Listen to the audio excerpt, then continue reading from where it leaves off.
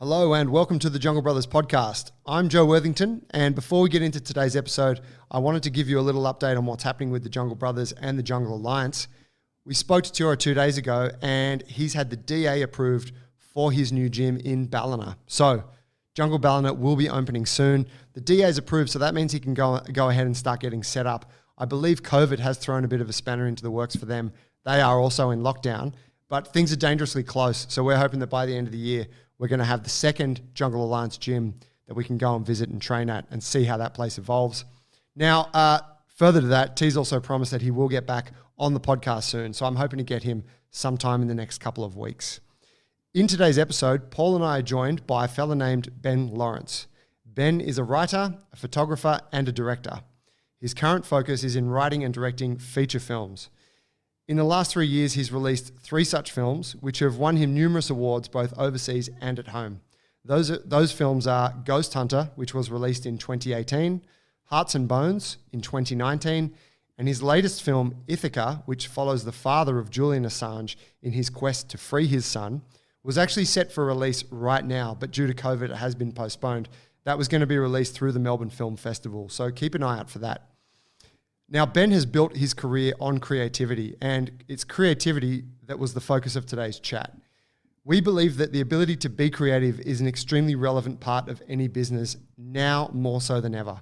Whether it's writing blogs, telling stories through your social media, or making your gym or even your shop look awesome and inviting and unique, having the ability to express yourself through that place or through that content is integral to the success of your business. We wanted to find out how someone like Ben manages his time and the other commitments in his life in order to maximize his creative output. We spoke to him about where he gets his inspiration and even how he reconciles the times when a project doesn't quite come to fruition. Ben also happens to be my older cousin and a very close old family friend of Paul's. It's been a long time since we've all caught up, so being able to do it today during the show was quite special for Paul and I. Now, if you ever find it hard to get your creative juices flowing, whether that's writing, speaking, thinking, or building, you will find this episode pretty damn helpful and inspiring. The first half of the chat is mostly around Ben's career and how that has evolved to bring him to where he is today. It's in the second half of the chat where we get into the finer details of Ben's creative process. On to the show. Please enjoy our chat with Ben Lawrence.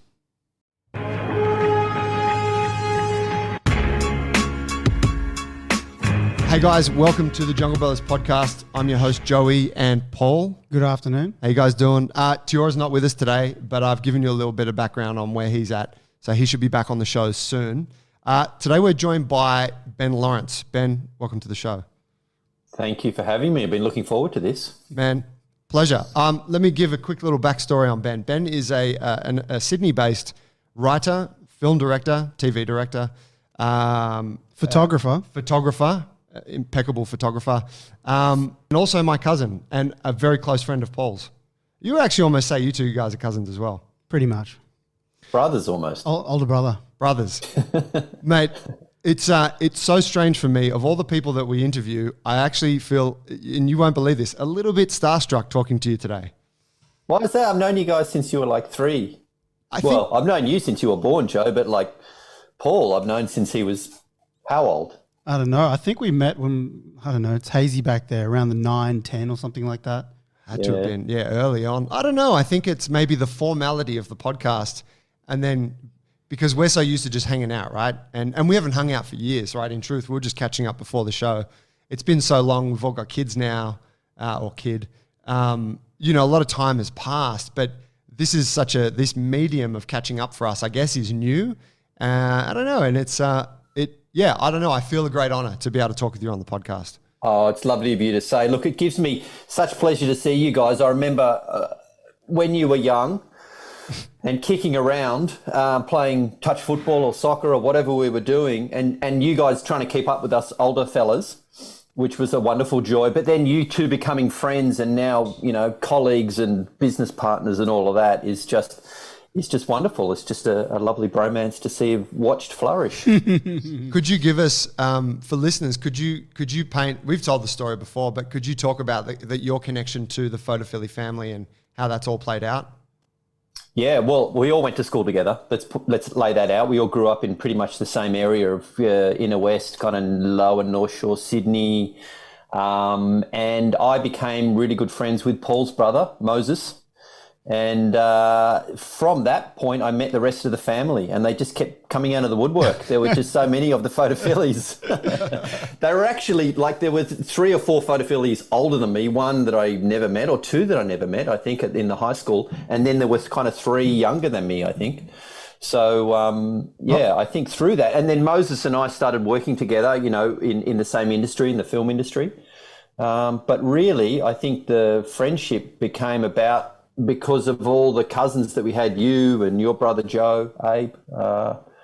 So I think it was just an ongoing time of having these people around that we just hang out with and, kick around, play sport.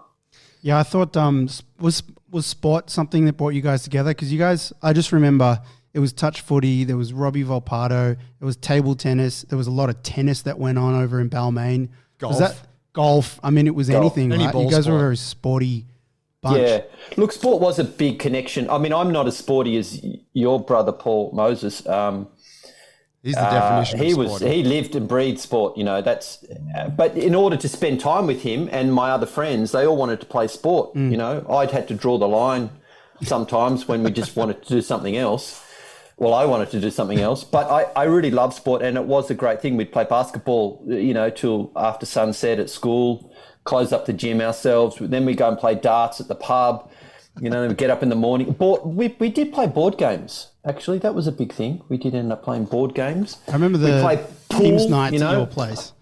Just have games nights at your place. Games nights, cards. It did revolve around competition a lot, But, I'd spend time, in the wee hours of the morning in the city playing pool in those pool halls that don't seem to exist anymore as well. Snooker World. Snooker World. Was it Boomerang? Metropolitan. Metro Underground. Yeah. Was Metro, there was some great places. as in Metro, was it a bar? The one on the corner? Or No. It Well, that was was a pool underground. place. It's just its own one on Pitt Street, yeah. Fuck, I don't think I ever experienced that. Ben, can you tell me how many photophilies there are? What, just in your family? No, just how many brothers and sisters are there? Just one? There's 1, 2, 3, 4, 5. I'm going to say there's 6. So you mustn't have met 2 of them. There's 8. There's 8 in total. Who's the 8th? Robert. It was Robert. Yeah. Eddie. Robert. Fifi. Eddie. Aroni. Moses. Betty. Yeah. Sarah Paul. Oh, yeah. I had met Robert. Yeah, I forgot Robert. It's been some years. Just before we yeah. kicked off too, we were just sort of having a brief catch up, and Ben was like, "Oh, Paul, you got 2 kids now," and Paul, like being the photophile, he's like, "Nah, bro, I got 3." Come on, man. Yeah, you're following in the footsteps. I know. You get so much congratulations when you have your first child. The second, not so much. And the third, it's, there's not as many photographs, I'm sure, of the third as well. Totally. Yeah. Ben, can you give us a bit of context around your career? So obviously, mention photographer, director, writer. Paint a bit of a picture of what that looks like for you over the the last, whatever it's been, I guess, a couple of decades. Yeah, sure. Look, I always wanted to be in the creative industry, whether that was being a photographer or a cinematographer. I had once aspirations for. But pretty much in my late teens, I realized I wanted to be a director, a film director. And my father's a film director as well. And so I grew up in that world, knowing what I was kind of getting into. But the next challenge was how to make a living. And so very early on in my early 20s, I started making TV commercials and would join companies who'd represent me. And I spent 20 years doing that. And probably since about the GFC, I really worked out that I'd been making a living, I'd been paying off my house, I'd been starting a family, and that idea of becoming a film director felt like it was kind of falling on the wayside a little bit. That was during my 30s. And the GFC kind of put a big knock in my company at the time. Work really dried up. And I started writing my own works, my own screenplays. And that was about in 2010. So probably in the last decade, I've really focused on trying to make more films and documentaries. And so in the last 5 years, I've made 3 films, 2 documentaries and a feature film, and done a little bit of TV documentary series work. So that's kind of a nutshell of my career. And at the moment, I'm really just trying to maintain that momentum and continue to make work that interests me, write my own films, and also work on documentaries that also come my way or kind of spark an interest for me. Could you tell us what a director does? I remember when I first went onto a movie set when I got my first gig working on a show. Paul was working on it, and I was doing some work experience. And I think you said it to me, Paul. I didn't know what the fuck was going on, and I think it was a conversation around who is the director here, and I assumed that it was the first AD, the first assistant director, because they're the person that's yelling and shouting. And I'm like, oh, that's the director because they're running the show.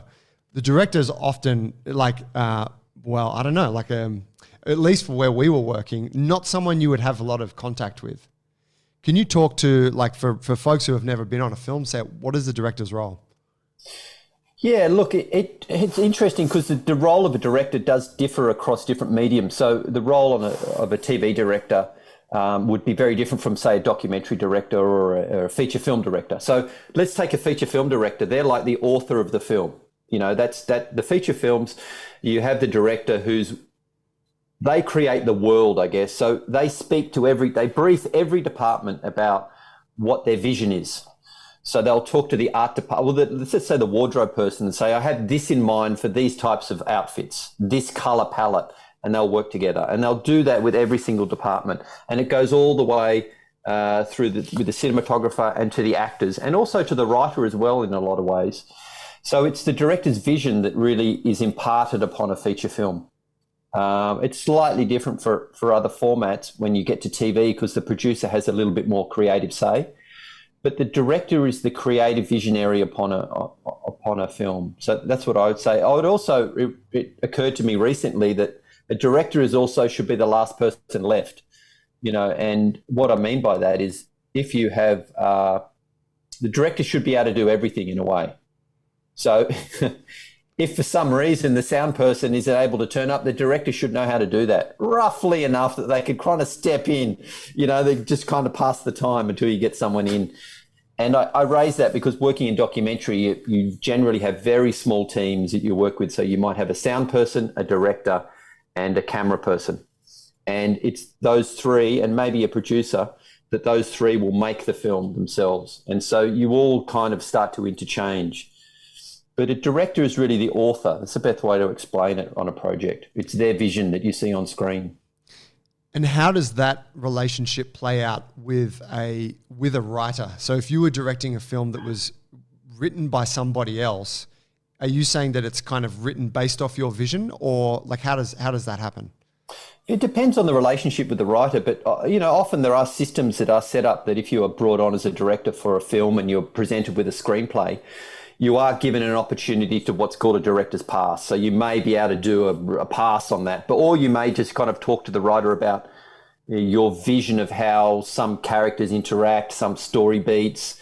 You might come up with a really nice opening that's more of a visual aspect of the story that can re-represent an otherwise dialogue-based scene. It's things like that you start to have a collaboration with everyone from the very beginning, that's starting with the writer. And in my case, I wrote the film that I made, so I co-wrote it actually. So that was how my relationship with the writer evolved. I ended up co-writing it. Can you talk to us about your film? And I mean, there's been a few, looking at checking your IMDb earlier, and obviously Paul and I have seen a bit of your stuff over the years. Take us through what those main few productions have been in recent years. Yeah, sure. So my first feature film was a documentary called Ghost Hunter, and I followed a ghost hunter, a suburban ghost hunter, for 7 years, and filmed him going into homes and cleansing them and filming, you know, trying to find ghosts and spirits. And that actually turned into a true crime story, and it became a hunt for his father. And the police were also looking for his father at the same time as well. But that was 5 years into the project. I'd been following this guy for 5 years through Western Sydney in the middle of the night, bumping around looking for ghosts. So that had a lot of aspects to it that really kept me engaged, and that ended up turning into a feature film called Ghost Hunter. My next film was called Hearts and Bones, which is a drama that I began writing in 2002 and we got it to screen in 2019. So that was a 17-year kind of project. Wow. Great movie. Great film. Oh, thank you. So that starred Hugo Weaving, and that revolved around he was a war photographer, his character, and he's approached by a man from South Sudan who he had photographed 20 years earlier. And that film is about the relationship between those two characters, about a photographer and his subject. And the photograph was taken in the middle of a war zone in South Sudan 20 years earlier. So that was a kind of a thriller, emotional drama. And then the most recent film is another documentary called Ithaca, which we haven't released yet. And that follows Julian Assange's father on his campaign to save his son, Julian. So that's we've just finished that the last 3 or 4 weeks. How long were you working on that for? How long were you following him for? Because I see Ghost Hunter 7 years. That's incredible, just to be following a story for that long. And then, yeah, like you said, a lot of the real twists and stuff didn't come till 5 years on. So how long were you following Mr. Assange? Well, I was following John for about 3 months. The cinematographer who filmed the documentary, he'd been following him for 8 months prior. So we had about a year of footage. But I was brought on in August last year. I got a call from the producer and he said, we've been filming this, we need a director, can you come to London? So I flew to London in September last year and I spent 3 months there. And then we started editing in December and then we've just finished. So it's taken 12 months for it to finish, which was really quick for me because to go from knowing nothing about the project to having completed, when you compare it to something like Ghost Hunter, which was 7 years. Thankfully, I was working in the meantime, meaning making a living doing TV commercials. This wasn't, that's the other balance is how do you make a living while you're trying to transition into another area of your work? How do you, there's so much to pick into there. So, we'll kind of not necessarily going to be systematic about this, but how do you reconcile going from something like Ghost Hunter where you're putting your time and your energy into telling a story and you said yourself it was 7 years to then doing a TV commercial where you're advertising Cocoa Pops or McDonald's burgers. How do you switch between the two? Obviously, one of them is highly creative and passion-driven and the other one is kind of commercially driven and essential, right, to your survival. How do you switch between the two in your role? Look, it's changed over the years. When I started doing commercials, I really threw myself into it. I was 22. I had, worked as a camera assistant. I'd done a lot of photography and I was just trying to break in and I was weighing up whether or not to go to film school. And that was a 3-year commitment at the time. And I just thought, I'm going to come out of film school. There's no guarantee I'm going to get work. So commercials seemed like a really good option, And the idea was to really cut my teeth, doing what a director does in as much that you work with a crew in order to create a vision on film that goes on screen.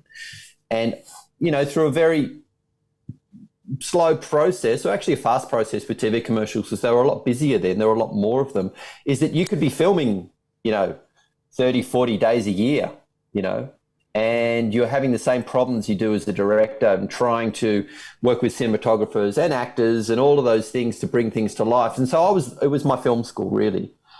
And it was a very kind of practical approach to learning how to be a film director. And it's been a common route for a lot of directors that they do commercials to begin with. And so I didn't feel that it was, any way lessened by it, but I knew that at some point I had to make the transition into tell longer stories. And I felt that the time came when I was ready. And that's when I started writing my own stories and following other characters and doing documentaries. And so I knew I had to earn my stripes. And so that's what I looked at TV commercials for then. But also, it's an expensive place to live in Sydney. You still have to make a living. I always find that life is, you can only sustain yourself when you're getting energy back from things that you're inputting into.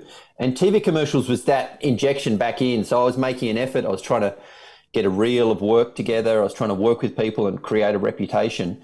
And what I was getting back was I was getting paid well, and I was also getting opportunities to travel, but I was also making progress, And it was that energy back that just kept you going, because it's a grind. You know, you look at yourself as a small business and you think, how am I going to get from here to there? And in the meantime, it's all those little milestones that keep you going. And that's what kept me going, but also gave me a bit of a framework to, for periods of time, become financially independent for a couple of months where I can work on my other projects. So it was a bit strategic, but it was a bit emotional, kind of feeding you, you know, sustaining you. It's a bit of everything. It's a mind game, you know.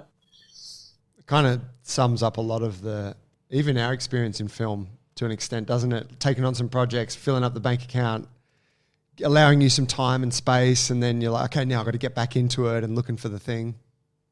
Yeah, and everyone questions, you know, where they're going, what are they doing, and you can get swept up in that, and you can find, okay, well, I've been really successful doing X, and you know, but you take your mind off the ball, and in that way, I meant that I kind of had a very early ambition to make films, and it's taken a long time. I think everyone's journey is unique, but it's just keeping that vision of what you want to be doing, and probably the most important thing is you never get there.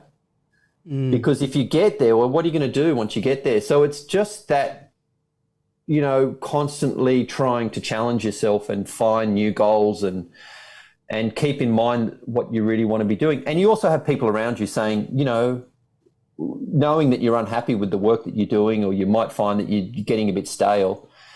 So they kind of prompt you, why don't you do this? And that ongoing conversation you have with yourself and others about, okay, maybe I should do this. And it's that energy that you get from them and other inputs from life that I think is kind of kept me going. Yeah, I think it's pretty amazing. Like when I think about what you do and people in your type of position where you, like you said, you've got to keep your eyes on the prize, and you know, it sounds like it would have been a very trying time to sacrifice like what might be pretty stable work as a commercial director and go ahead and do chase down some films and longer projects, you know, and I think you're probably at the same time as having a young family and stuff.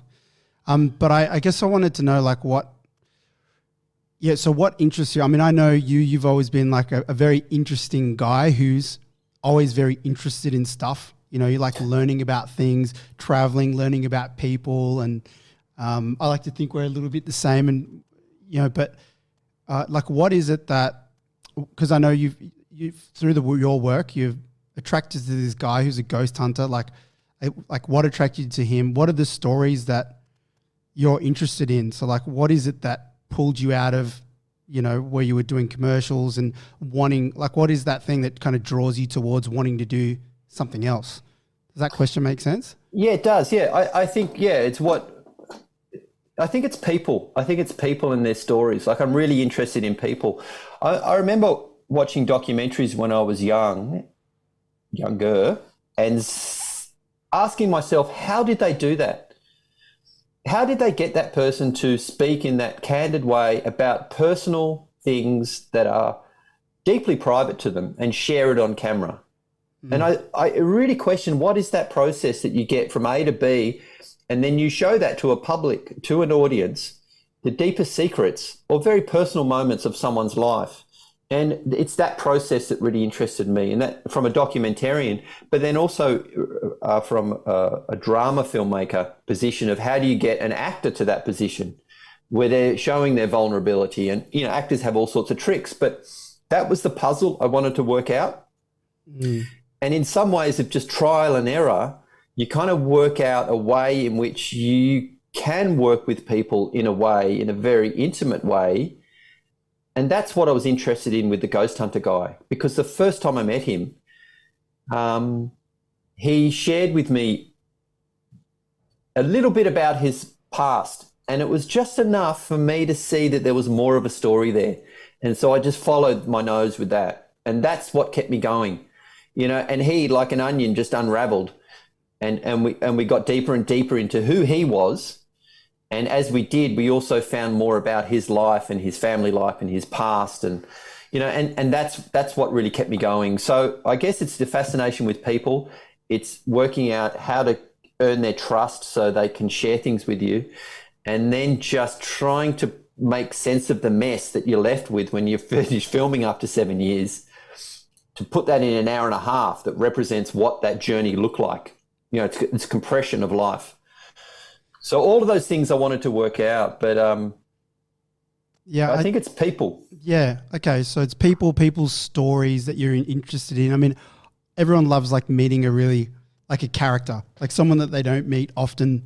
And it's that person at the pub that has a funny story or something. How do you choose though, like what's the story to tell? Is it, you know, I do see kind of a lot of creatives who are trying to tell stories that need to be told or haven't been told for whatever political reason or otherwise. How do you choose it? Or is there a clear way that you do that? Or is it just like instinct, like this is an interesting thing here? Yeah, look, no, I'm constantly reading stories and thinking they'd make great documentaries or they might make a good drama. And I file them away in a folder. And I think, you know, you hit the nail on the head. One thing is you need a great character for a documentary. You need someone who can tell the story in a way in which engages the audience. You know, they talk about charisma on screen and those sort of things. So someone that has that is really important. And then they need a story to tell. I mean, do they have a story? And if they have a story and they're a good character, you're 2/3 of the way there. Because I think the final thing is the world. What is that visual world that we experience, that we go into, that may be the subculture like ghost hunting, or it might be in the last film I did, it was revolved around a court case. You know, what is the new world we're taking the audience into? So it's the character, it's their story, their ability to tell it, and then also that visual layer, you know. And I think all of those things go for the same, in which when we tell our story or we pitch ourselves to people, or it's all of those are encapsulated in what people engage with. You know, they want to be taken to a new world by someone who they're willing to go there with, you know. And trust is a lot to do with that, but sometimes it's just charm and curiosity and, you know, suspicion. You know, someone who you're a bit suspicious of, you want to know more, you'll go on a journey with them. You know, it might get dark, but I think it's those things that you know, my this folder that I have of stories is just, I've gone down so many paths of trying to tell some stories, and you always hit obstacles. There was one guy who I was really interested in telling his story. He lived up on South Head, and his balcony overlooked the Gap. And so he would sit up there and he would see people who were going there to commit suicide. So he took it upon himself to then go down there and talk to these people. And he became an advocate for mental health. But over the years, he'd saved dozens and dozens of people by just going down and talking to these people. He's since passed away, but I contacted him and said, "You've got such a remarkable story. Would you be interested in doing a film?" And there's a number of articles out there about him. But that was just one story that encapsulated this character who had a story to tell that also transcended just the narrative. You know, it had a deeper kind of issue that society could kind of grapple with. Yeah, and I guess as a director, you expose yourself to everything in the world, and you're definitely influenced by, you know, what's happening in the world. Like, you know, there's a rising mental health problem. This is something that maybe need to be told. I guess I'm going to think about it now. The last two movies that you've made are kind of topical as well, because the Heart and Bones was about that around the time, I think there was a great refugee crisis. And I know at the end of the film, it kind of touched more on that by showing some real images. And then the Assange one was something that was happened to all of us because we've all kind of watched that. And there's some other kind of political things that a lot of people have it's just become a conversation, right? Yeah, no, exactly. And I think your personality comes out when you're in the middle of the film, in that, I mean, I feel like no matter what story I'm telling, I'm always drawn to similar aspects. So, you know, with Ghost Hunter and Hearts and Bones, there's an aspect of trauma, overcoming trauma. You had a refugee in that from South Sudan who was overcoming his lived trauma, and then a war photographer who had witnessed so much. And the same with Ghost Hunter, you know, it had to do with embedded trauma. And I think Julian's story, you know, really focused on his mental health and what he'd kind of been through in his period in the embassy, but also what he's going through after almost 3 years in prison, told from the perspective of his family. So I guess that mental health issue was something that I it does tend to focus your storytelling a little bit, you know. So I think that's my natural kind of thing that I'm drawn to. Again, it might be drilling deeper into people's psyches, but that shaped the idea of the story I wanted to tell around Julian as well. So yeah, I think there's themes that come out over time you don't even realize. When you're in that process, say with Ghost Hunter, where you're going out in the middle of the night with this guy to look for ghosts, and I'm guessing you probably don't have a strong belief that there's ghosts out there. Like, you know, you're probably not as on board with the whole project as he is, right? I'm a total skeptic, I'd be honest. Yeah, so you're like, yeah, sure, I'll get out there. Tell us about the times when you're out there and you're like, what the fuck am I wasting my time on this for? Oh, yeah. I mean, some of the times, you know, you drive out to people. It was always fascinating. And so his name was Jason. Jason was the ghost hunter. And I would say to Jason, I really love going out ghost hunting with you when there's a client who lives in a house who's troubled, you know, because often he would want to go out to an empty building and he'd want to go and, you know, go into a graveyard. But it was just him bouncing around in the dark with a video camera, talking to ghosts, you know, trying to take photographs and capture these things. And so, you know, because I was a skeptic, those ones where we're in a graveyard, you know, we could spend like 5 hours there in the middle of the night, out in the Blue Mountains somewhere. And it was kind of scary for a little while, but then in the end, yeah, it's that, again, it brings it back to that person. And I'll give you one example. So we went to a house in Western Sydney. It was in Claymore, really poor area. They had 3 generations living in a house, and they were all sleeping in the same bedroom because they were so scared to go into any other room by themselves. The mother wouldn't even shower by herself. She'd have to have a husband sitting next to her while she was showering because there was this spirit in the house. And they had witnessed their 4-year-old grandchild being dragged across the room by an invisible spirit. So this is the story that I turn up to at this house, wow. You know? And, you know, so I'm scared. You know, no, when you go to a house like that and you have 5 people who live there and they're scared and they turn the lights out and they all start talking to what they call the beast, it's really scary. Fear spreads among humans and no one's immune to it, you know? And so you're standing there in the dark, and what they try and do in this case was they were trying to evoke the spirit or anger it so it would manifest itself and do something to one of us. So, you know, so you had Jason there in the middle of the night in the dark saying, come and scratch me, you know, grab the daughter or do this and so they're wanting to amplify the situation. And in the same time, everyone's getting really jumpy, you know, and I'm trying to film it and trying to capture this. And the whole time I'm telling myself, you know, ghosts aren't real. But you've got the majority of people that you're with, you know, people are fainting because they're so overwhelmed by the moment. In that case, Jason had gone to a local church and filled up a water bottle with the holy water, you know. So he'd stolen some holy water from a local church, and then they waved it around the house, and they'd burnt some sage and done all the kind of things that I guess you do to cleanse a place like that. What it did was, though, it gave an outlet for that family to be heard because they couldn't go to people. Who are they going to go to and tell them? You know, everyone thinks they're crazy. And so they have Jason there for 5 hours listening to all the stories of what's happening to them. And then he does a cleansing ceremony. He takes some photographs and does all that. That's the piece. It's being heard. You know, the piece is, and they get some comfort. And then a week or two later, he goes back and he shows them his evidence, what he's recorded, what his photographs are. There's this follow-up. And so what I saw is a catharsis, a healing of people who have nowhere to turn, just being heard. And that in itself is enough for them just to step up and make their home feel safe again. And I saw that over and over again for 7 years. And that's remarkable. He was just a sympathetic ear at the end of the day. That's what I thought. But other people will say, oh, no, they're haunted places. So, you know, it's... Wow. That's a very significant that's a very cool tale. And it's almost tangible, the feeling that you would get going through that and seeing that play out and being able to be that person that's telling the story. Are you saying that sort of experience for you, which in your words you had multiple times throughout that project, does that give you faith to keep going because you're like, something special is happening here and I'm telling this story?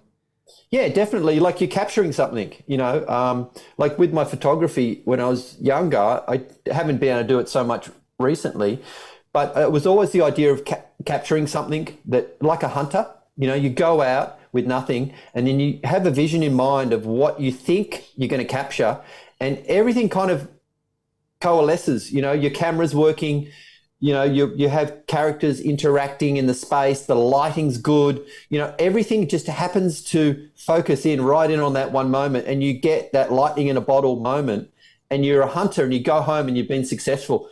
And with photography, I felt it was like that, because you would look at that image and you go, wow, I actually caught it that day. But you can spend hours, walking around aimlessly, hoping for that kind of moment to happen. But you've got to do the work. You've got to, like, inspiration or divine intervention has to happen when you're doing the work, I guess. So if I wasn't there filming with Jason, it wouldn't, the tree in the forest wouldn't be heard because it wasn't being captured.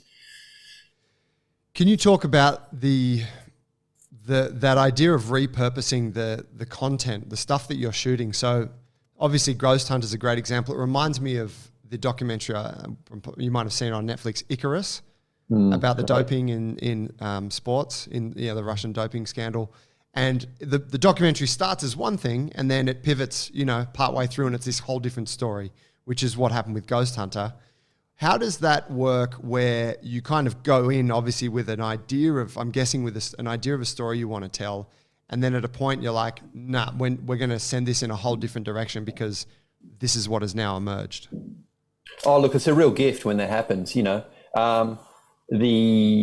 focus, just magnifies of what you're doing, So in one way, you walk into a story and the landscape is anything's possible. You have this idea of a guy, he's hunting ghosts. It's kind of a nice idea, but what's the shape of it? And then one day Jason says to me, I have all these medical records from when I was a kid, and I don't remember ever going to hospital. And he's got scars all over him.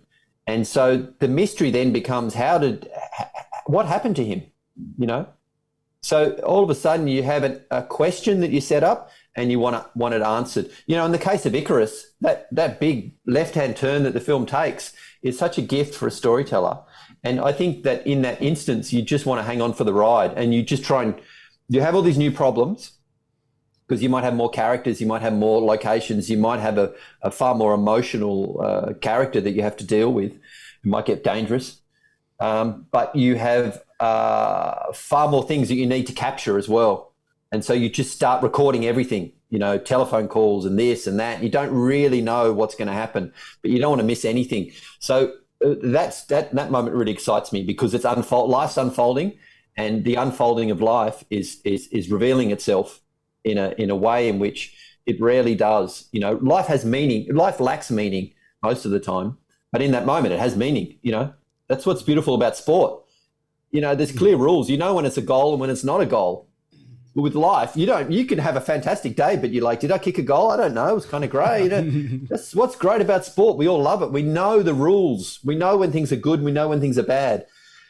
And storytelling's a little bit like that. When you can make it clear to say this was a positive outcome and the audience can get emotional about it, knowing that it was a positive outcome, they know the rules of the universe you've created, then that's a really powerful moment.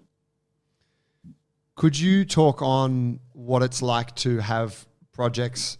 You touched on it earlier with the fella from who lived by the Gap, but on projects that don't come to fruition, where whether it's wasted time or not, but just dealing with, because I'm looking at this from the perspective that like creativity is a wonderful thing, but there's a cost to be creative, and there's time and energy put in, and that time and energy isn't always returned. Yeah. No, you're right. I mean, you need some sustenance coming back, and sometimes that sustenance is the internal voice that you have with yourself, telling yourself that no time is wasted, And what I mean by that is, I'll give you an example. So when I was in my early 20s, I thought I was going to make a documentary about Parramatta Road. I remember this. You remember this, yeah. And I do too. Is that number one Parramatta Road? No, it's about the whole road. So that was the concept. Yeah. I thought, and I made a short film about one character. That's the one. That's what I saw. Yeah, you would have seen that. So that was the concept in a very thin slice, just one. But I spent 12 months walking the length of Parramatta Road, which is 20 kilometres. You know, in the meantime, I was working, like I said. But it didn't occur to me. And what I do is I knock on doors and I introduce myself as a filmmaker.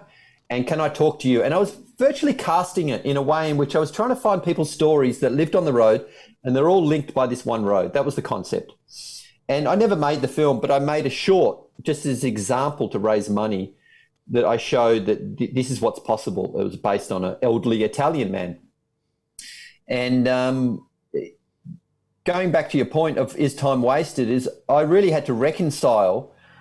And it didn't come to me till many years later that time wasn't wasted. All that time that I spent in people's homes, earning their trust, knocking on doors, just cold calling people, that gives you tools later on in life that are really handy. So, you know, you just have to work out, for me, I had to work out what it was I learned and how can I, you know, put that into my work later on. So, yeah, the understanding of why time isn't wasted often doesn't come for many months, many years. But when you work that out, you can let go of it. And you're like, oh, that's why I did that. Yeah. It's good to keep that in mind when you're in the middle of a moment when it's all just like falling apart and you think it's a waste of time. What am I doing here?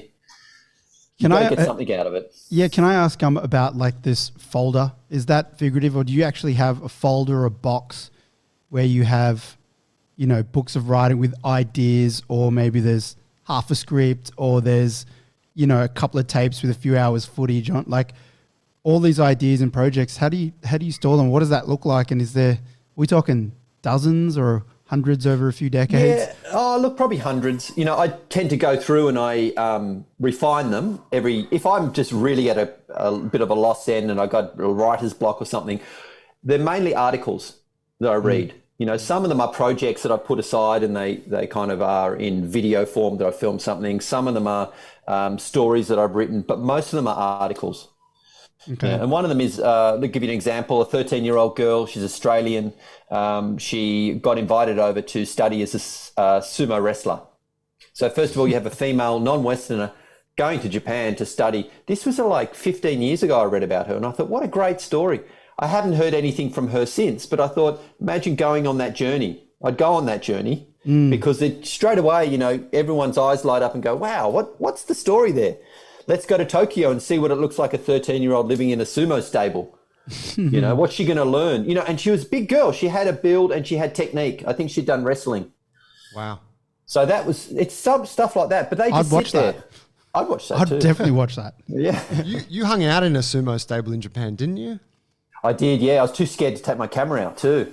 That's right, because they were kind of just tolerating you there. Do I remember that? Oh, I think my friend that lived there put the fear in me because I told him I was going there, and I'd rung them and I'd gotten the hotel to speak to them, and they're just so embedded in their tradition that you know, I had to bring a gift, and it was early morning, and I was, you know, it was just everything around it I'd built up in my mind, and then being in the same room as a sumo when there's no one else there is. It's like being in the room with like a bull, you know, like in a small indoors with like one of those big bulls. You know, they're sweaty and they're snorting and they're, you know, really physical, but it's also the hierarchy and the respect around that sport. It extends into their atmosphere around them, and also within the stable. They all live in the same building, the stables, and the morning starts off with the junior guy, and then by later on the morning, the big boss, who's the main wrestler, the most famous in the stable, he'll come down when they're all warmed up and he'll start training. So it's that you also see that. So look, in my mind, it was really powerful and too scared to even photograph it. I wish I had. It's beautiful. The one that got away. Yeah. There's a lot of them.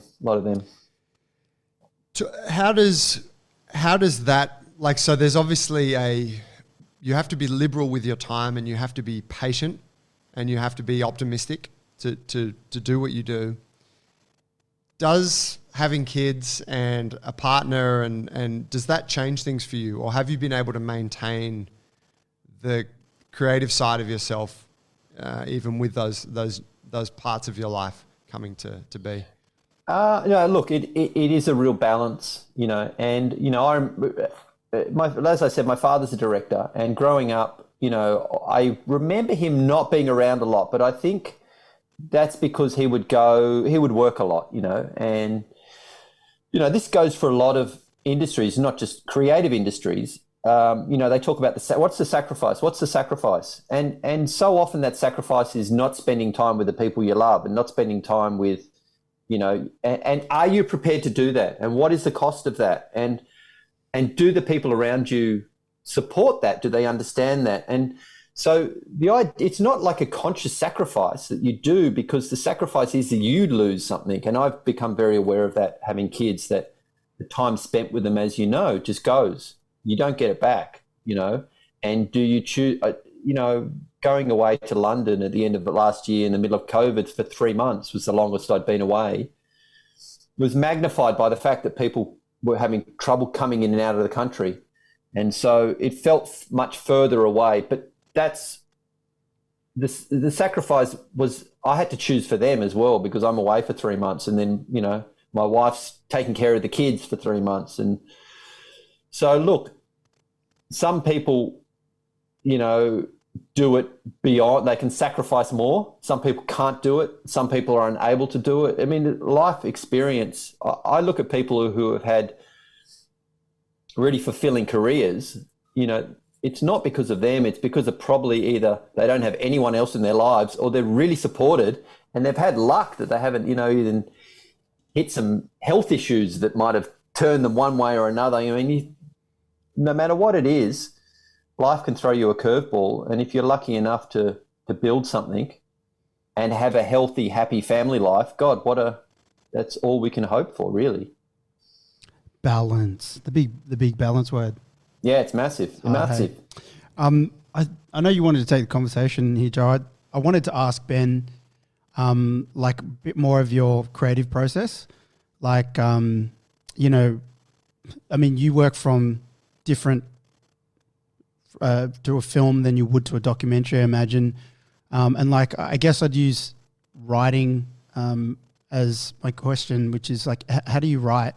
I recently listened to a podcast with Quentin Tarantino on it, and I was thinking about that, like, and he was talking about how he writes and how he used to write when he was younger in restaurants or something like that, and he'd spend like 3-4 hours in a restaurant, order food, and have his stuff all over the tables.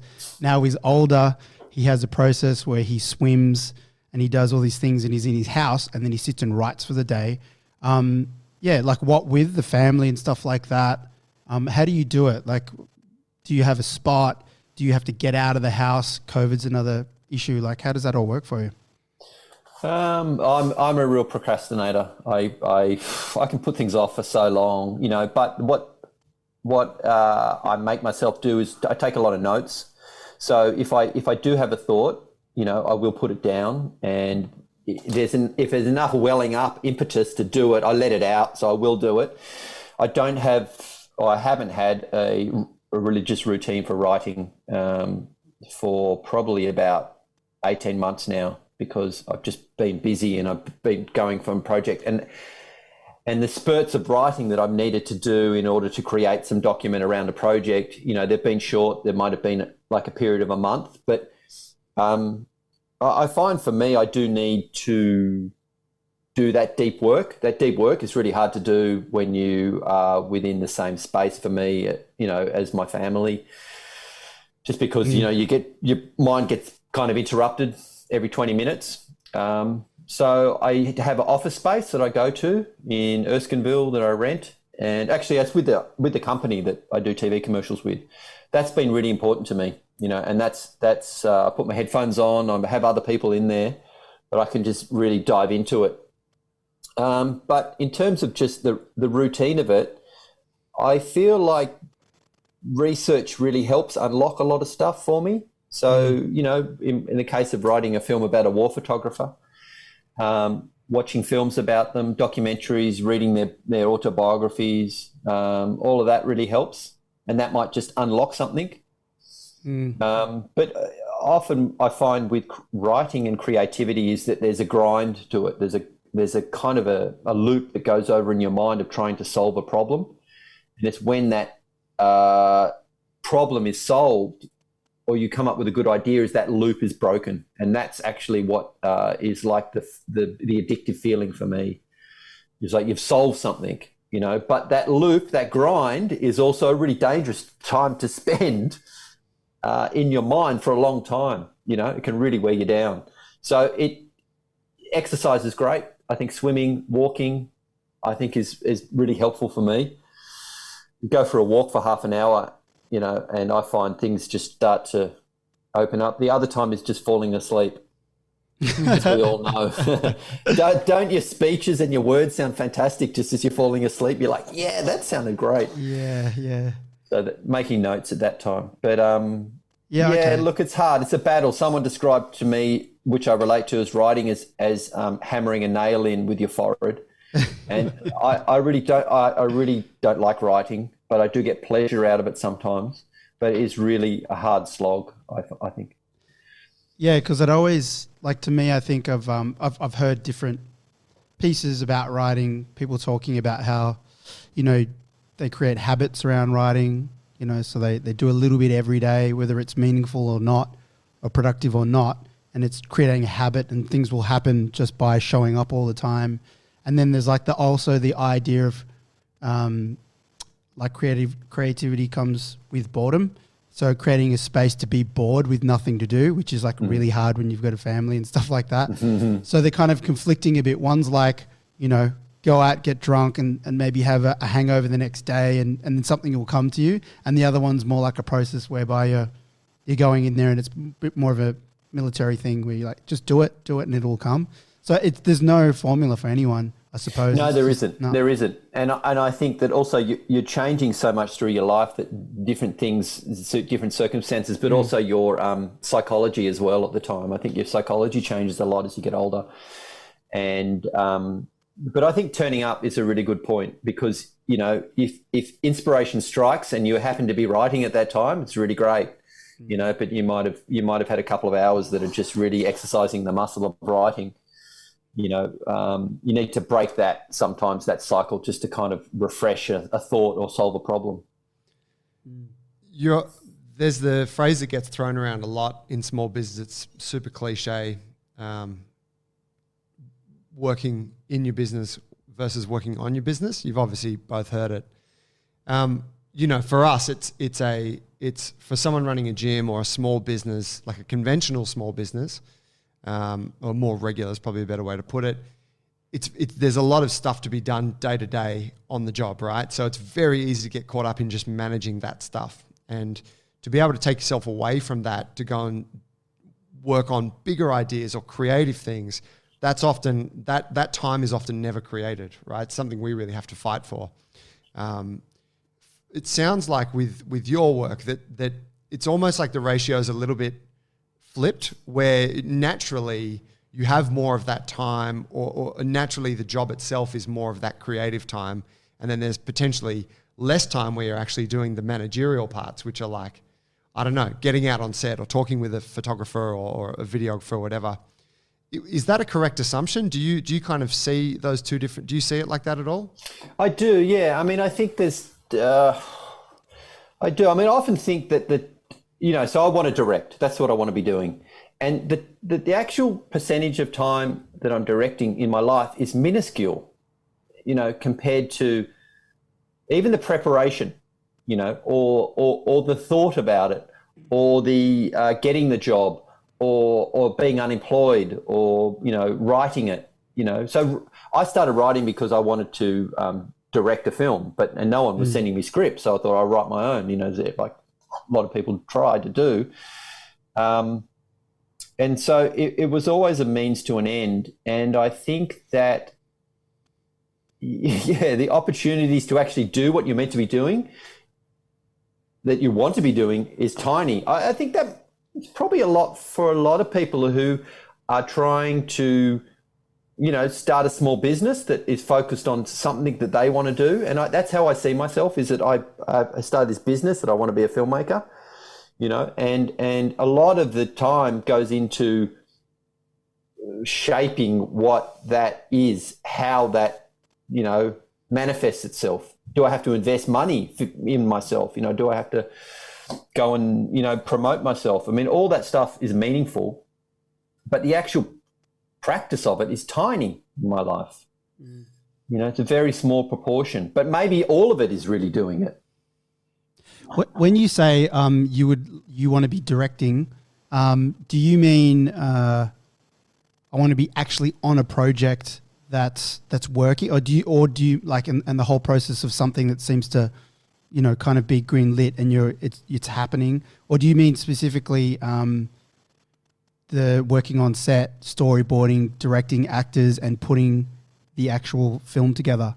Yeah, I mean, doing the job of knowing that you're on a project, whether it's someone else's or your own, even if you've got no finance and you're trying to, like in the case of making Ghost Hunter, I felt like I was directing when I was by myself, still with a camera, filming, this guy ghost hunting. Like that was what I described, and that goes all the way up to working with actors on a fully financed project. So.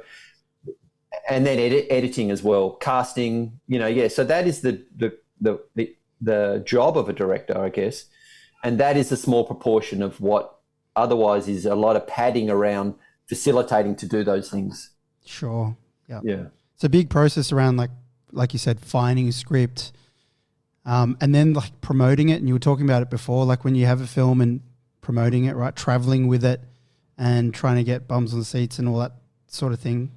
So it's a long process sometimes, yeah? Yeah, long process. I mean, Ghost Hunter, we finished filming in 2018, and we had a social impact campaign which revolved around childhood trauma and better informing the public around those issues, particularly within universities.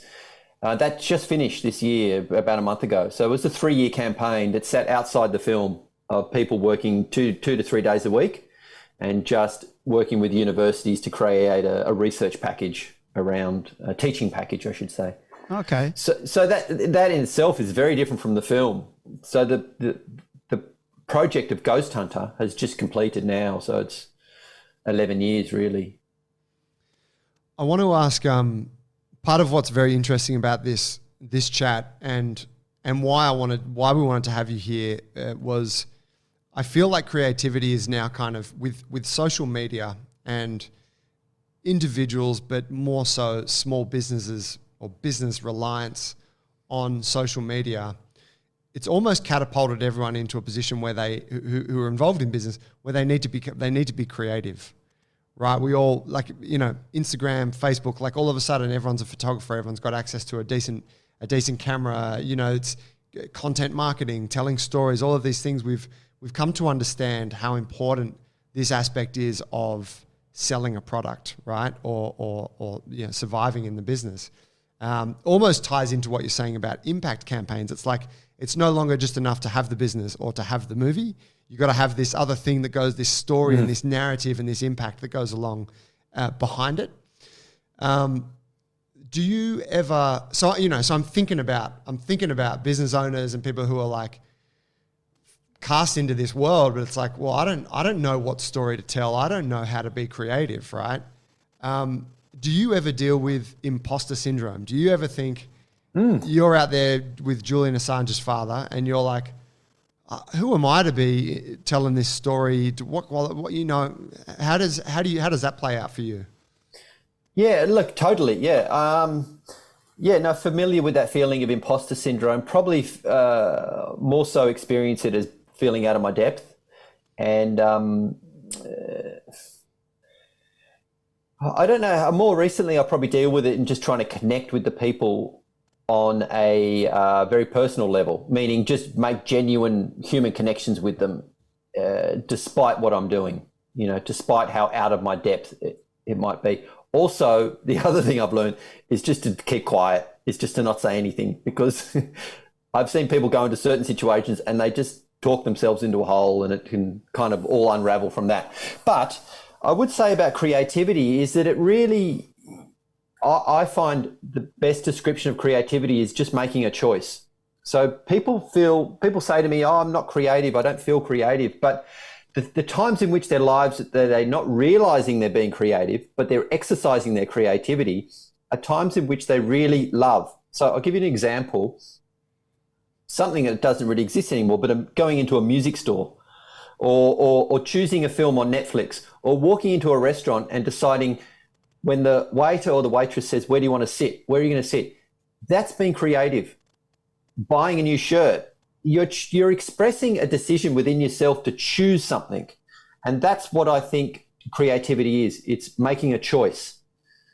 So often people's homes become a space for their creativity. They might not admit it, but the idea of choosing one brick over another or buying that couch or that car as opposed to that car is a creative choice. It's an internal expression of who they are. So I think if you take that and step that into a business or any other pursuit in life, it's not that far a leap to say, well, what is my narrative as a business owner, or what is my story as who I am? It's just expressing those choices. So what's your business going to look like? You know, is it going to be in the inner west, or is it going to be in the northern suburbs, or is it going to be in the rural area? You know, choosing what that is going to be will reflect who you are. So people say, I find I look at some businesses and they're trying to find this narrative of who they are. And the best ones I find that really impact me is people expressing who they are in a very authentic way. And I think everyone's really looking for that as a business. What's the authentic narrative of who I am? But it's so easy to get wrapped up in the idea that you're looking at what other people are doing. What font do they have on their logo? Or what color is that, you know, business car or whatever it is? But I think allowing your true nature to come out in those small choices can really guide you as to what your kind of narrative is and draw you more into the type of business you want to have. I mean, I think that's what we're all looking for, is something that's fulfilling to you spiritually, personally, psychologically, gives you a sense of a deeper understanding of who you are. And if your business reflects that, then I think people will gravitate towards it because it's real. It's interesting you said, I think you said whether people like to admit it or not, about how they set up their home. And I think that for a lot of us, we feel, I say we, I like to be creative. Actually, I don't have any huge issue with it, I don't think. But I know for a lot of folks, they feel like creativity is almost like like you need qualification. Yeah. You know, so it's like, oh, well, what do you want to eat tonight? Oh, I don't know. What do you want to eat? Or, you know, or like, whatever, choosing an outfit. And so we tend to make safe decisions. And I think that it's tied into this, like, I don't have the right to express my opinion on this situation and you know, whatever, say my opinion on something or tell a narrative, right? Because you're telling a narrative. Anytime you make a post on social media or whatever, or you want to tell a story at a dinner party, it's kind of like you're projecting your opinion and your narrative onto this thing. Yeah, I feel like people don't feel like they have the right to do that. Yeah, and it's working out who you are. Like there's one example of being a photographer, and there's a saying that says, you know, one blurry image is a mistake, but 20 years of blurry images is a career. You know, that's your signature style. You're going to do blurry shots. Oh, I love that. You know, you just, I think it's really I say it to my kids often, is just pay attention to what you're drawn to. You know, if you're walking down the street, you will choose to be drawn to some shops that just capture your imagination. You know, be aware of what are those shops. You know, is it a hardware store? Is it a secondhand clothes store? Is it a pet store? Those things tell you about who you are, what those little subconscious choices that you make. And I feel like, when I go to a restaurant, I hate ordering, you know? And so if someone orders for me, I'm like, cool, that's something that I realized about myself. Or I'll say to the person there, can you just bring some food? You know, that I love being surprised. Some people hate that, but also it's something about me that I know that I like. And it's reflected in the choice in which I interact within that business. So it's those little things that I think that you start to search for within your life to dictate, okay, how is this going to be reflected in my home, in my business, in my relationship with people. That's such a really great and beautiful point. But how did you come about to realize this? Did you have a mentor? Did someone tell you this, or is this a process you have come to yourself? I know that I have struggled with it in the past, but now that I think about it, it's a really cool approach, and I'll definitely take it on and try and create more of a sensitivity for those things. Like how did you come about to figure that thing out? I don't know. I had a friend who, I mean, obviously fascinated by the process of it, but I had a friend who would constantly say he's not creative, but he loved going to record stores, music stores, and buying records. And I kept saying to him, you're being creative. You're exercising you're expressing your choice over one album of another of what you want to play in your household. You're creating a soundtrack within your house by your own expression, you know? Mm. And he had great taste in music, but it was just something that he never saw as a creative thing. And, you know, if you think in my capacity as a filmmaker, choosing the music for a film, you know, I would just listen to a whole bunch of music and I'll put it against the pictures and I'll go, oh, that works. I really like that. And I felt something. And that's the other thing is if you do something that makes people feel something, that is amazing. It pulls them out of their lives. You know, look at it on Instagram. If you make someone smile, you know, if you make someone angry, if you get an emotional response out of people, you know, wow, by your choices, by your expression, then you're halfway there, you know, and then it's just the storytelling around that. But I think that it's just, you want people to be pulled out of their lives. You know, you want them to react, you want them to respond to what you're saying. And if that means doing it in different ways, expressive ways of being different and authentic, no one else can be you. So I think that that's the other thing is that really, if you can drill down as to who you are and you express that truly, yep, no one else can be that. And that's what I find becomes really original as well. A question I'm thinking about the business owner, say, who's trying to tell their story. And I know a huge problem is scrolling and looking, as you said, at other people or other gyms or businesses in your same industry and being influenced by it. Is there something that you do that helps you protect that very special thing that's unique to you? So your creative thing, you know, the world through Ben's eyes, you know, do you struggle with seeing other things, or how do you protect that thing? Does it get hard to, does that sensitivity dull sometimes and you have to check yourself on it? Or like, you know? Yeah, I think the only thing that gets in the way is probably ego, you know, wanting to be something else, wanting to be more successful, wanting to be, you know, that's where I get caught out. And, you know, I go, oh, what I'm doing is, it's not, people aren't seeing it's not, you know, I talk to friends and they go, you know, are you going to make a Marvel film one day? And I'm like, I'm never going to make a Marvel film, you know, but that's success to them. That's me being successful. So I think the measure of success is different as well, you know, and if I can fulfill myself, sustain myself financially and emotionally, and I'm getting constantly challenged creatively, then that's my measure. But what does trip me up is like, what's the new shiny, you know, high profile thing that people are doing? Yep. You know, it's funny doing TV commercials for 20 years. You know, I'd often go in and talk to brands and marketers, you know, creative people who are trying to find what that story is. And so often companies are really reluctant to tell what that story is because they're either embarrassed by it or they're, you know, guided by what their competitors are doing. And that's when you get that kind of all looking the same. I mean, car ads are the same. You know, I remember I did a campaign for Mitsubishi and we went down to, this is when the factory was open in Adelaide. And I said to them, you know, you have a workforce here of a few thousand people. They're the heart and soul, multi-generational group of people whose grandfather, grandson, granddaughters now work here. They all live in the area. It's like you have this beating heart, and they never told that story. So we just designed this campaign around the people who build the cars. And we showed how much love they have for the company, how much pride they have in crafting this car. And it was an amazing factory. You had tin coming in one end and a car drive out the other end. You know, they built it all over this one building. And it was just humming with all these people, you know, building and welding. And it was amazing. And that was the story we chose to tell. And no other car companies were doing it at the time.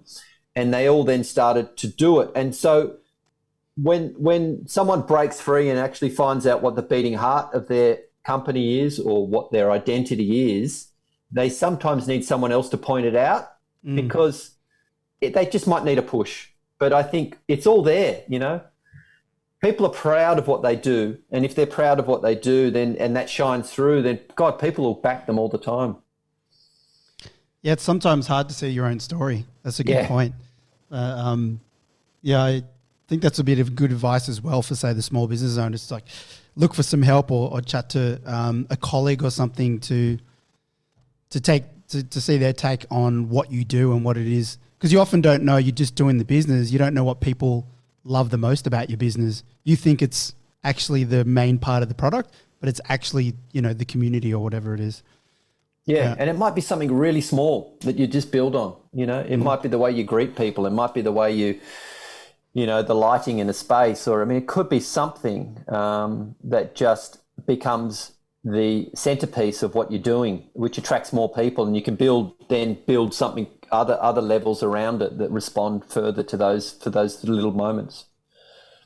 In terms of your process, this is jumping back a touch, but in terms of your process around it, can you talk on how you set boundaries in your life to allow your creativity? You know, you said you're a procrastinator, right? I think most of us are to an extent, but you've obviously still got to set sort of parameters where you're like, this is where I'm going. You know, like you have the office and that sort of thing. How do you manage that with family, with all the other obligations in your life? I think that, I've kind of resigned myself to the fact that things change and things do end. I had my own business for about 8 years, and I created a space that I really liked going to. And when that came to an end, that was really tough because I felt like, I was building everything on that, you know. I was building everything on this idea that I was going to have a company that I was going to do everything within, and I was going to bring people in and, you know, make a mini empire. But when it didn't turn out like that, I had to adjust and think, maybe it looks a bit different. So I think that setting boundaries can also cut you off to opportunities as well. I mean, on one hand, I've gotten better at saying no. That's probably one thing, and feeling good about that, because in the past, if I said no to something, I think, oh God, should I have said no to that? You know, you're doing contract to contract. I missed out on something, you know, and so I guess allowing things to leave my not being an opportunity anymore and being comfortable with that is good. But setting the boundaries, I don't know. I think just communicating with people, asking them working on a film is so collaborative. You know, it's quite intense for a short period of time. And I think communicating is really important, being clear about what you're doing, what you want. In the first instance, it's confronting for people, I think, sometimes. But in the long run, it's probably the best outcome, the best situation to be in, because there's nothing worse than finding out later on that someone wanted something different, you know. So being clear up front, I think that's important. On the flip side of that, you know, is just being open to anything, you know, being open, you know, what a wonderful quality, you know. It's when you come across people who are genuinely open and like, oh yeah, okay, I'll give that a go, you know, it is refreshing. So again, it's a bit of a balance. I don't know. I mean, I think people are funny, but also it's remarkable quality about being human is that we can have opposing values at the same time. You know, we can sit in two different places and feel the opposite at the same time. So when you know that about people, it's much easier to work with them, because while people may seem fixed, it just takes a bit of communication to maybe, you know, steer yourself, if it's an internal conversation, or them into a new area in their lives. Yeah, that makes a lot of sense to me. I think the openness, I think to go out for a ghost hunt on a Saturday night, Wouldn't you like to do that? Go to a ghost hunt? I mean, there's a part of me, like the story you told of the house out where, like, yeah, cool. But like walking around, trudging around in the cold in some graveyard with a guy. Like, no, like that. You know what I mean? But that's the thing is that you obviously have, you have I think you said it at the very beginning. It's like you saw a glimmer of something.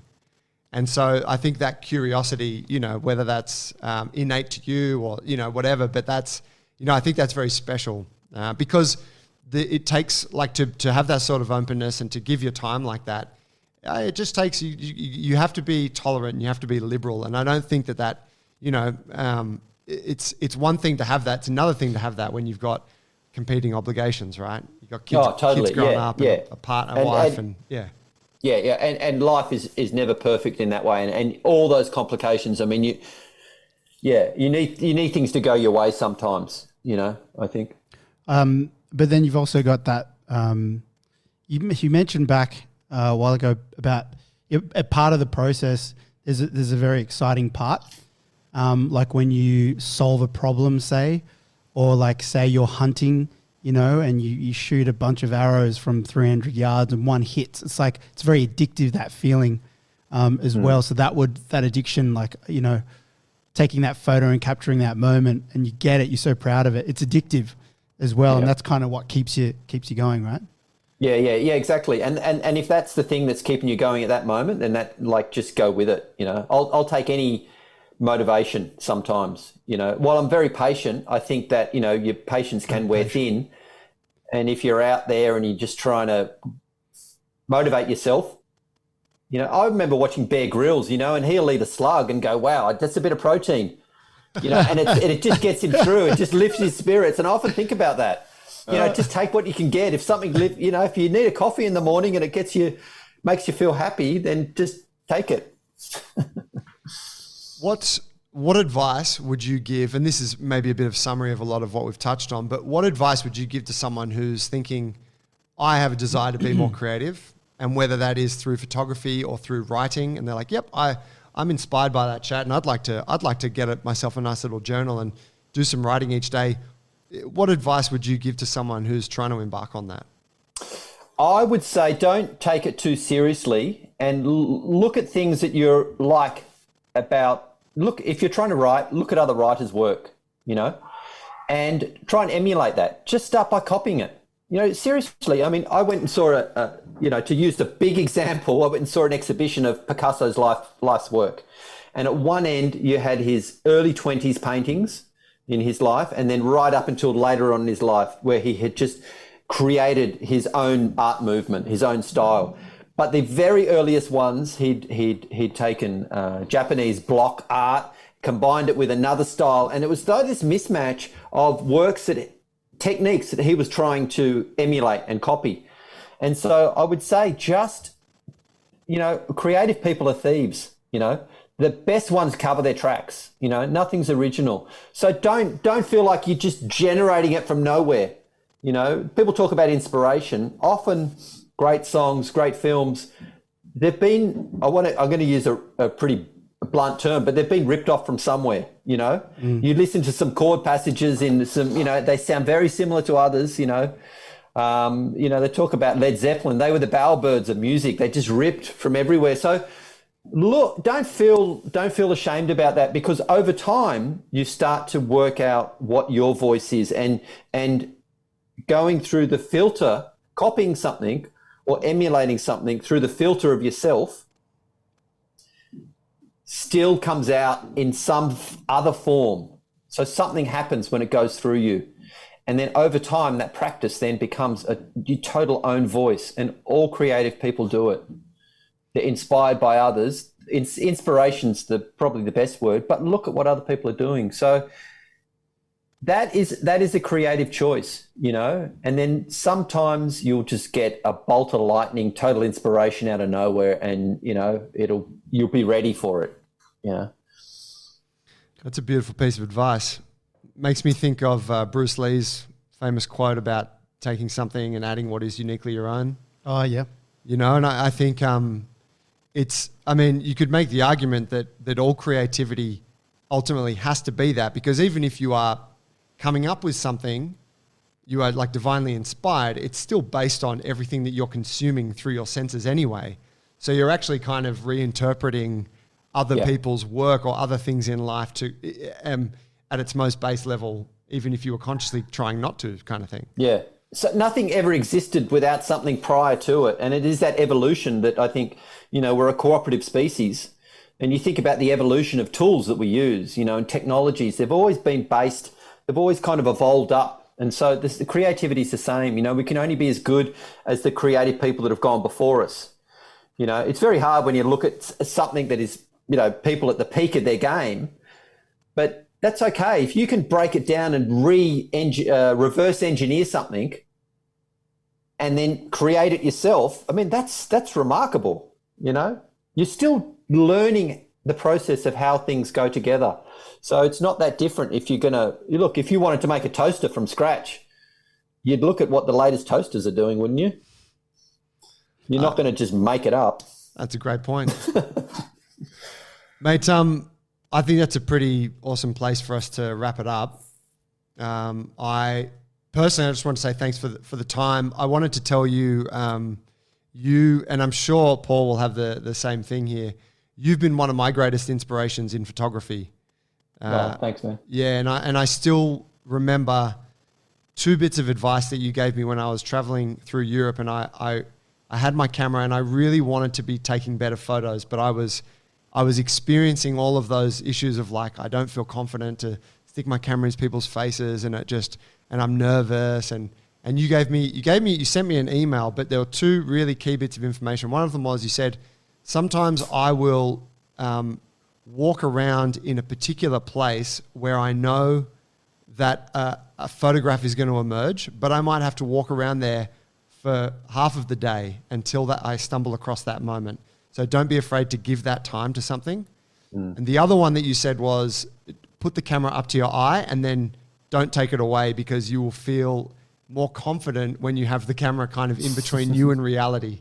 And I really like that. And I actually, and the third piece was, I think you told me you sometimes take photos off the hip. And I actually took one of my greatest photographs ever of 2 nuns at a train station sitting down. One of them's enormous, one of them's small and frail. And the enormous one's reading the Bible. And then behind them are like soda machines and the trains. But I took it off the hip, and it's still one of my greatest photos. And I'm like, fucking Ben, nailed it. Best advice.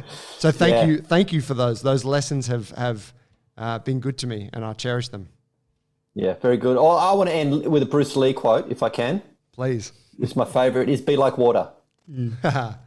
That's one of my favorites. And I think if you haven't seen it, Google it. It's in an interview, and it's the way he presents that quote is just powerful, beautiful. That's lovely. Yeah, thanks, Ben. I really appreciate it. And yeah, to what Joe said as well. You've always been that person that I've looked up to. We were just trying to copy you when we were taking black and white photos, pretty much. Oh, there you go. But just being that curious, being that curious guy. Just love growing up with you guys and had some really good memories. So it's cool to talk today. Thanks. Yeah, thank you. And you guys are inspiration to me. I think what you're doing, your business, your energy and all of that, like it fuels me as well. So I'm very, very happy to see it play out. Have you got, I understand the release of your latest film has been delayed because of COVID. Is there anywhere, can we direct listeners towards that, or can we hype it up in some way? What's the deal? We don't have any screenings at the moment because of COVID. It may be released in cinemas early next year. It's called Ithaca. I'll send you guys a link when the trailer's coming out. Should be soon. But yeah, at the moment, everything's a little bit on hold. So I will let you know. I'll keep you posted. Have you got any exhibitions coming up? Any photo exhibitions? Or is your book still in print? My book's still in print, yeah. There's a few around, still floating around. I've kind of backed off from photography for a long time, but I think that, I think when my kids come of age, I'm going to get back into it. Awesome. I look forward to that. Mate, thank you. We're going to wrap it there, but you can stay on the call. I'm just going to stop recording right now.